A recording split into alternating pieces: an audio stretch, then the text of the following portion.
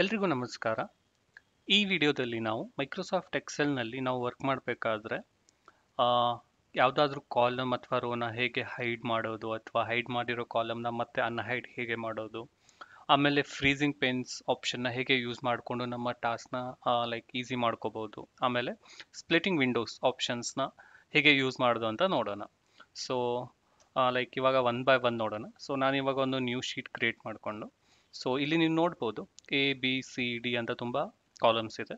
So like ನನಗೆ ಯಾವ ಥರ ಕಾಲಮ್ ಬೇಕಿದ್ರೆ ಲೈಕ್ ಇಟ್ ವಾಸ್ ನಾನು ಯಾವ ಥರ ಹೈಡ್ ಮಾಡ್ಬೋದು ಅಂದರೆ ಇಲ್ಲಿ ರೈಟ್ ಕ್ಲಿಕ್ ಮಾಡಿ ಕಾಲಮ್ ಹೆಡರ್ ಮೇಲೆ ಈ ಹೈಡ್ ಆಪ್ಷನ್ ಮೇಲೆ ಕ್ಲಿಕ್ ಮಾಡಿದ್ರೆ ಆ ಕಾಲಮ್ ಹೈಡ್ ಆಗುತ್ತೆ. ಅದೇ ಥರ ಲೈಕ್ ನಾನು ಮಲ್ಟಿಪಲ್ ಬೇಕಿದ್ರೆ ಲೈಕ್ ಇವಾಗ HGLN ಯಾವುದಾದ್ರೂ ಲೈಕ್ ಈ ಥರ ಬೇಕಿದ್ರೆ ಹೈಡ್ ಅಂತ ಕ್ಲಿಕ್ ಮಾಡಿದ್ರೆ ನೀವು ನೋಡ್ಬೋದು ಲೈಕ್ ABCD D ಇಲ್ಲ, EFGH ಇಲ್ಲ, ಮಿಸ್ ಆಗಿದೆ, IJ ಮಿಸ್ ಆಗಿದೆ, KL ಮಿಸ್ ಆಗಿದೆ, ಅದೇ ಥರ NO ಈ ಥರ ಮಿಸ್ ಆಗಿರೋ ಕಾಲಮ್ಸ್ ಇದೆ. ಈ ಥರ ನಾವು ನಮ್ಗೆ ಯಾವುದು ಕಾಲಮ್ ಬೇಕಾಗಿಲ್ವಲ್ಲ ಅದನ್ನು ಹೈಡ್ ಮಾಡ್ಕೋಬೋದು. ಸೊ ಯಾವುದು ಹೈಡ್ ಆಗಿರುತ್ತೆ ಅದನ್ನ ನಾವು ಅನ್ಹೈಡ್ ಮಾಡೋಕ್ಕೆ ಎರಡು ಆಪ್ಷನ್ಸ್ ಇದೆ. ಲೈಕ್ ಈ ಥರ ನೀವು ಅಲ್ಲಿ ಎಲ್ಲಿ ಲೈಕ್ ಡಬಲ್ ಲೈನ್ ಕಾಣುತ್ತಲ್ಲ ಇಲ್ಲಿ, ಸೊ ಅಲ್ಲಿ ನೀವು ಈ ಥರ ಡ್ರ್ಯಾಗ್ ಮಾಡಿ ಎಕ್ಸ್ಪ್ಯಾಂಡ್ ಮಾಡಿದ್ರೆ ಅದು ಅನ್ಹೈಡ್ ಆಗುತ್ತೆ. ಅಲ್ಲದೆ ನೀವು ಇಲ್ಲಿ ಎಲ್ಲ ಸೆಲೆಕ್ಟ್ ಮಾಡಿಕೊಂಡು ರೈಟ್ ಕ್ಲಿಕ್ ಮಾಡಿ ಅನ್ಹೈಡ್ ಮಾಡಿದ್ರೆ ಆಟೋಮೆಟಿಕ್ಕಾಗಿ ಎಲ್ಲ ಕಾಲಮ್ಸ್ ವಿಸಿಬಲ್ ಆಗುತ್ತೆ. ಈ ಥರ ನೀವು ಯಾವುದೇ ಕಾಲಮ್ ನಿಮಗೆ ಬೇಡವಾಗಿದ್ದರೆ ಅದನ್ನು ಹೈಡ್ ಅಥವಾ ಅನ್ಹೈಡ್ ಮಾಡ್ಕೋಬೋದು. ಅದೇ ಥರ ರೋಸ್ ಕೂಡ ನಾವು ಹೈಡ್ ಮಾಡ್ಕೋಬೋದು. ಲೈಕ್ ಇಲ್ಲಿ ರೋ ಹೆಡರ್ ಮೇಲೆ ಕ್ಲಿಕ್ ಮಾಡಿ ಹೈಡ್ ಅಂತ ಮಾಡಿದ್ರೆ ಆಟೋಮೆಟಿಕ್ಕಾಗಿ ಹೈಡ್ ಆಗುತ್ತೆ. ಅದೇ ಥರ ಮಲ್ಟಿಪಲ್ ರೋಸ್ನ ಕೂಡ ನಾವು ಹೈಡ್ ಮಾಡ್ಕೋಬೋದು. ಸೊ ಅದನ್ನು ಅದೇ ಮೆಥಡಲ್ಲಿ ಲೈಕ್ ಡಬಲ್ ಲೈನ್ ಕಾಣುತ್ತಲ್ಲ ಅಲ್ಲಿ ಎಕ್ಸ್ಪ್ಯಾಂಡ್ ಮಾಡಿದ್ರೆ ಕ್ಲಿಕ್ ಮಾಡಿ ಎಕ್ಸ್ಪ್ಯಾಂಡ್ ಮಾಡಿದ್ರೆ ರೋ ವಿಸಿಬಲ್ ಆಗುತ್ತೆ, ಅನ್ಹೈಡ್ ಆಗುತ್ತೆ. ಅದಲ್ಲದೆ ನೀವು ಇಲ್ಲಿ ಎಲ್ಲ ಸೆಲೆಕ್ಟ್ ಮಾಡಿಕೊಂಡು ಇಲ್ಲಿ ಅನ್ಹೈಡ್ ಅಂತ ಕ್ಲಿಕ್ ಮಾಡಿದ್ರೆ ಆಟೋಮೆಟಿಕ್ ಆಗಿ ಎಲ್ಲವೂ ವಿಸಿಬಲ್ ಆಗುತ್ತೆ, ಲೈಕ್ ಅನ್ಹೈಡ್ ಆಗುತ್ತೆ. ಈ ಥರ ನಾವು ಹೈಡ್ ಮತ್ತು ಅನ್ಹೈಡ್ ಆಪ್ಷನ್ಸ್ನ ಯೂಸ್ ಮಾಡ್ಕೋಬೋದು ವರ್ಕ್ಶೀಟ್ಸ್ ಮೇಲೆ ಕೆಲಸ ಮಾಡಬೇಕಾದ್ರೆ. ಸೊ ಇದಲ್ಲದೆ ಫ್ರೀಸಿಂಗ್ ಪೇನ್ಸ್ ಅಂತ ಒಂದು ಆಪ್ಷನ್ ಇದೆ. ಸೊ ಅದನ್ನು ನಾವು ವ್ಯೂ ಅಲ್ಲಿ ನೋಡ್ಬೋದು. ಇಲ್ಲಿದೆ ಫ್ರೀಸ್ ಪೇನ್ಸ್. ಸೊ ಲೈಕ್ ಯಾವ್ದಾದ್ರು ಒಂದು ಎಂಟೈರ್ ರೋ, ಕಾಲಮ್ ಅಥವಾ ಯಾವ ಥರ ಬೇಕು ಅಥವಾ ಲೈಕ್ ಮಲ್ಟಿಪಲ್ ಕಾಲಮ್ಸ್ ಮಲ್ಟಿಪಲ್ ರೋಸ್ನ ಕೂಡ ನಾವು ಫ್ರೀಸ್ ಮಾಡ್ಕೋಬೋದು. ಲೈಕ್ ತುಂಬ ಡೇಟಾ ಇದ್ದಾಗ ಈ ಆಪ್ಷನ್ಸ್ ಯೂಸ್ ಆಗುತ್ತೆ. ಲೈಕ್ ಇವಾಗ ನಾನು ಫ್ರೀಸ್ ಟಾಪ್ ರೋ ಅಂತ ಆಪ್ಷನ್ ಮೇಲೆ ಕ್ಲಿಕ್ ಮಾಡಿದ್ರೆ ಇಲ್ಲಿ ನೀವು ನೋಡ್ಬೋದು ಒಂದು ಥಿನ್ ಲೈನ್ ಡ್ರಾ ಆಗಿದೆ ಆಟೋಮೆಟಿಕ್ ಆಗಿ. ಇಲ್ಲಿ ನೋಡಿ ನೀವು ರೋ ನಂಬರ್ 1. ಸೊ ಇದು ಆಟೋಮೆಟಿಕ್ ಆಗಿ ಹಾಗೆ ಉಳಿಯುತ್ತೆ. ನಾನು ಕೆಳಗಡೆ ಸ್ಕ್ರಾಲ್ ಮಾಡಿದಾಗಲೂ ಒಂದು ರೋ ನಂಬರ್ 1 ಹಾಗೆ ವಿಸಿಬಲ್ ಆಗಿ ಉಳಿಯುತ್ತೆ. ಸೊ ಅದು ಮೂವ್ ಆಗಲ್ಲ, ಎಷ್ಟೇ ನಾನು ಸ್ಕ್ರಾಲ್ ಮಾಡೋ 1ಇಂದ ಮುಂದೆನೇ ಮೂವ್ ಆಗೋದು. ಈ ಥರ ನಾವು ಟಾಪ್ ರೋನ ಫ್ರೀಸ್ ಮಾಡ್ಕೋಬೋದು. ಅದೇ ಥರ ಫ್ರೀಸ್ ಫಸ್ಟ್ ಕಾಲಮ್.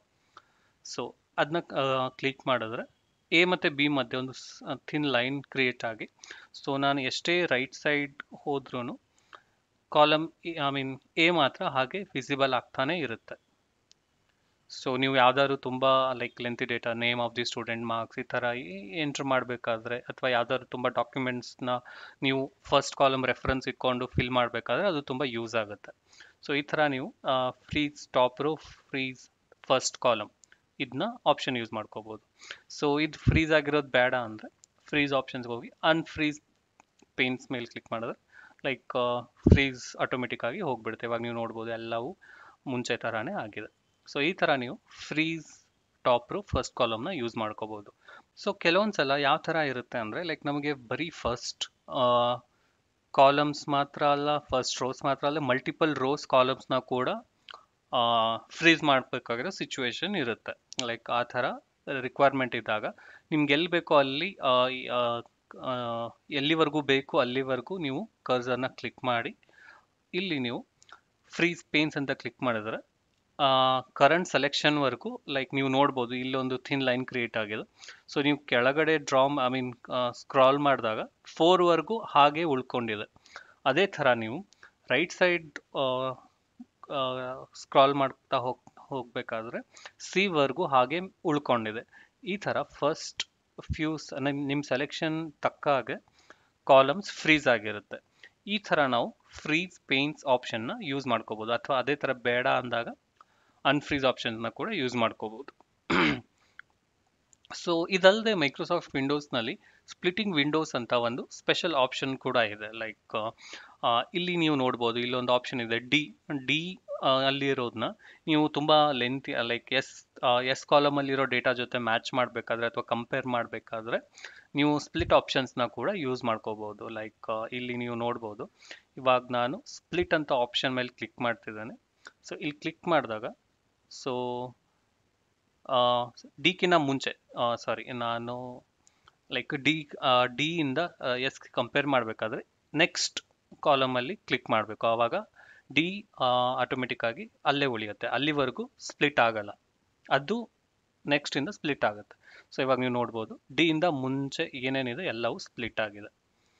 ಸೊ ಇಲ್ಲಿಂದ ನಾನು ರೈಟ್ ಸೈಡ್ ಹಂಗೆ ಮೂವ್ ಮಾಡ್ಕೊಂಡು ಹೋಗ್ತೋದ್ರೆ ಸೊ ಎಸ್ ಅಥವಾ ಯಾವುದೇ ಬೇಕಾದರೂ ಇಮಿಡಿಯೇಟ್ ನೆಕ್ಸ್ಟಲ್ಲೇ ಇರುತ್ತೆ. ಸೊ ಈ ಥರ ನಾವು ಕಂಪೇರ್ ಮಾಡಿಕೊಂಡು ಕ್ರಿಯೇಟ್ ಮಾಡ್ಕೋಬೋದು, ಐ ಮೀನ್ ಮ್ಯಾಚ್ ಮಾಡ್ಕೋಬೋದು. ಅದಲ್ಲದೆ ನೀವು ಇನ್ನೊಂದು ಅಬ್ಸರ್ವ್ ಮಾಡ್ಬೋದು, ಇಲ್ಲಿ ಇದಕ್ಕೆ ಒಂದು ಡೆಡಿಕೇಟೆಡ್ ಆದ ಸ್ಕ್ರಾಲ್ ಬಾರ್ ಕೂಡ ಕ್ರಿಯೇಟ್ ಆಗಿದೆ. ಸೊ ಇದು ಬೇಡ ಅಂದರೆ ಇಮಿಡಿಯೇಟ್ ಆಗಿ ಸ್ಪ್ಲಿಟ್ನ ತೆಗೆದ್ರೆ ಆಟೋಮೆಟಿಕ್ ಆಗಿ ಮುಂಚೆ ಯಾವ ಥರ ಇತ್ತು ಆ ಥರ ವರ್ಕ್ ಬುಕ್ ಆಟೋಮೆಟಿಕ್ ಆಗಿ ರೀಸೆಟ್ ಆಗುತ್ತೆ. ಈ ಥರ ನಾವು ಸ್ಪ್ಲಿಟ್ ಆಪ್ಷನ್ನ ಕೂಡ ಯೂಸ್ ಮಾಡ್ಕೋಬಹುದು.